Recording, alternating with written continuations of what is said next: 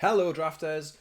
Well, the AFR draft season now, and really, really enjoying the draft, even if I am taking a little while to get used to them. Little exercise, which is something that's quite fun to do, is have a look at a pack, just a simulated pack in this case, or maybe it's a pack that you're opening, and think what would you pick out the pack? What you pick first? What would you pick second? So I've went on Draft Sim and I've simulated a few packs. And I'm going to take you through my thoughts on each of the packs. Try to go for some slightly interesting ones, so we'll see what we get.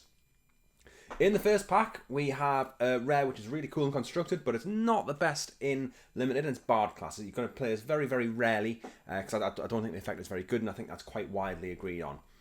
So that leaves us with the rest of the pack to think about. And yes, this is quite a princely format. If you don't know what that means, it means that a lot of the power comes in the rares and the mythics, whereas you would have a pauper format, which is where you have a lot of power in the commons and uncommons, and the difference between power between commons and uncommons and your rares is quite close, or there's a lot of synergy going on in the commons and uncommons. But this is one where it's definitely caring about the rares a lot of the time, and they're going to be the things which win the game. So it is a bit disappointing when you open a pack like this. We do have some relative bombs in here. The Red Dragon is quite a strong card. It's quite a good card for a late finish in a lot of the red decks. If you're in something like red white, I don't think you always want this. Sometimes we're quite happy to play this, but I think because it's a 6-drop card, it does get that little bit of reach. Sometimes just playing it by itself will win you the game before it even gets a chance to attack. But I think sometimes the red decks want to go a little bit lower. Red-black are probably quite high in this. If I was quite happy to pick this up later on in the pack, if I was falling in a red-black deck. But pack one, pick one, it's not my favourite card to pick. Wandering Troubadour, I think, is another strong card here that we could go for. It is a repeated source of venturing in the dungeon. I think that's really, really strong. Green isn't the biggest venture colour. You got the Esper colours which are like that, but if you end up in a green and a blue, black, or a white deck, then I think it would be a really good inclusion because you can get repeated venturing in the dungeon and you can get to complete those dungeons.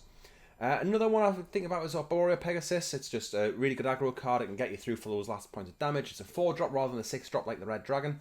So I'd be quite happy to play this in most white decks. But I think what I'm actually going to go for here is the Grim Bounty. Really, really solid removal spell. Yes, it's sorcery speed, which kind of sucks, but it gets you the treasure. And it falls into any black deck, and you're going to want to play as many of these as you can get in the black deck, really. So I'm relatively happy to pick it up. I'm never really hugely happy to pick up a black card. A common card in my first pack, but in this case, I think it's the strongest one that we've got.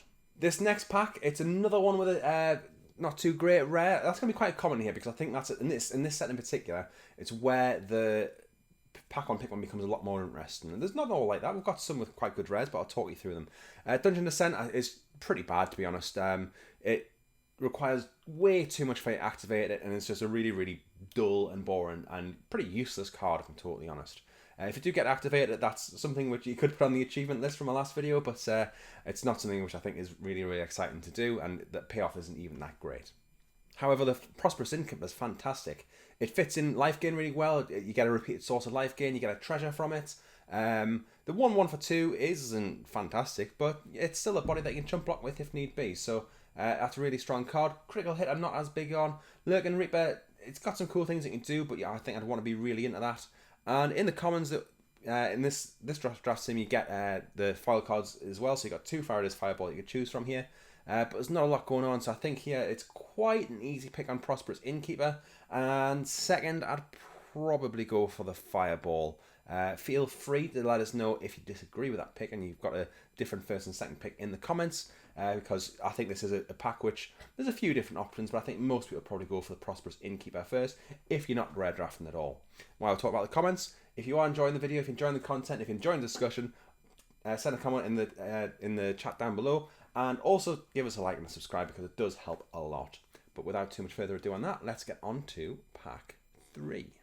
And pack 3, we've got another interesting rare, but one that we're probably not going to want to play in Oswald Fiddlebender. It cares about artifacts. There's not a huge amount of artifacts in the set, so that is probably out. We do have a fantastic uncommon though, Power Word Kill. It's interesting. Often you get these cards, and I'm thinking Cast Down from Dominaria, where the downside is actually quite significant, things it's not going to hit. And yes, okay, the downside here is relatively significant. You've got a few dragons in the format that you're going to want to take care of.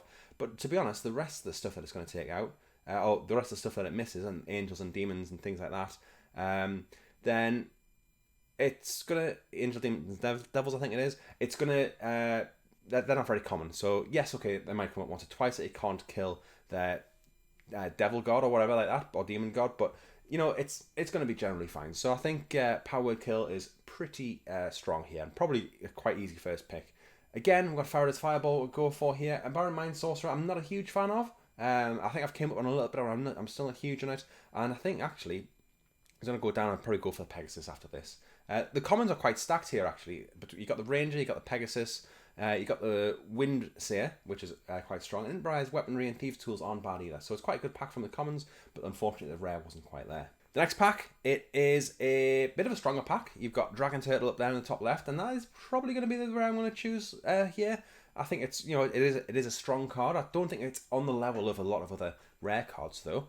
It's a 3/5 for 3, which is a decent stat line, and you can delay one of their things, but you can't attack with it on your next turn. They get to untap their thing first, so it's not as fantastic as it first seems. Barbarian class is a really fun card, and if you end up in red blue dice rolls, it's a really good one, especially if you can pick up Delina. But not even just that. I think, you know, if you're managing to roll dice and get some payoff from that, it's really good, and you can get the creature's haste at the end as well, which if you get something like the Goblin Swarm, I think it is Swarming Goblins, then I think that is a cool card to pick up.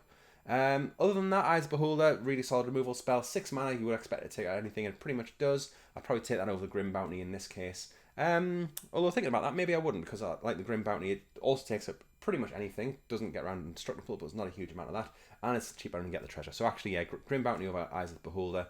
But here, I would probably just take Dragon Turtle, but I think it's closer than a lot of people might say. So first pick Dragon Turtle, second pick probably Grim Bounty actually over the Barbarian class. Just a quick video to just kind of go through some of these things. Like I say, you know, I think it's an interesting exercise to do, and I think people do often have different ideas. I try to pick out some interesting packs. If you like this stuff, obviously, keep following along for other videos I'm bringing out, and let us know what kind of content you'd like to see. Thanks again, and I hope to see you at the draft table.